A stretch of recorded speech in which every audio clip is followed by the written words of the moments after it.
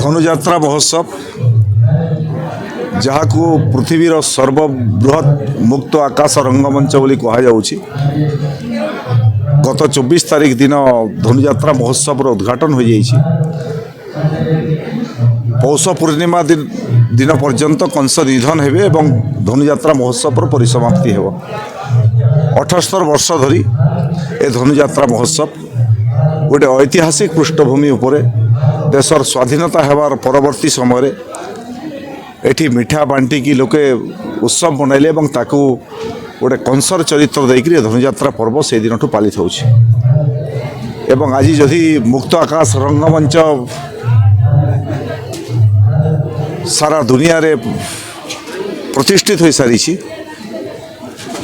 ताहले मो विशेष भावे बरगढ़ सांबादिक बंधु माने जो माने अतीत रे याकू सारा दुनिया रे प्रचार प्रसार करने मुख्य भूमिका नहीं किसी ऐतिहासिक बंधु माने किसी साहित्यिक प्रोफेसर जो माने या ऊपर अनेक रचना लिखिले जो माने इतिहास लिखिले एवं आज आम गर्वित बरगढ़ धनुजात्रा विश्व दरबार रे प्रसिद्ध लाभ करी।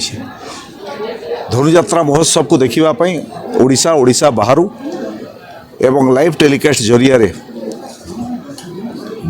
पृथ्वीर विभिन्न देश में लोके या देखि थांते। मु ए अवसर में समस्त को शुभेच्छा एवं अभिनंदन ज्ञापन करुछि। एवं 2 वर्ष धरिकी जो दिन मोहन माझी राज्यर मुख्यमंत्री हेले मोहन माझी सरकार धनुजात्रा महोत्सव को आउटी अधिक आकर्षित करने अधिक आर्थिक सहायता जोगाई देवा सह सरकारी स्तर में सबु प्रकार सहायता जोगाई देवार काम करिसेंते। और से मोहन चरण माझी आज धनुजात्रा महोत्सव पर्व जो ढंग को पहुँची 2 वर्ष भितर से धन्यवाद देवाई चाहूँगी एवं समस्त को आह्वान करुँची बरगढ़ धनुजात्रा महोत्सव पृथ्वीर सर्वबृहत मुक्त आकाश रंगमंच आसतु समस्ते आसतु ए सामिल हूँ देखु ए ऐतिहासिक मुहूर्त निजक सामिल करूँ।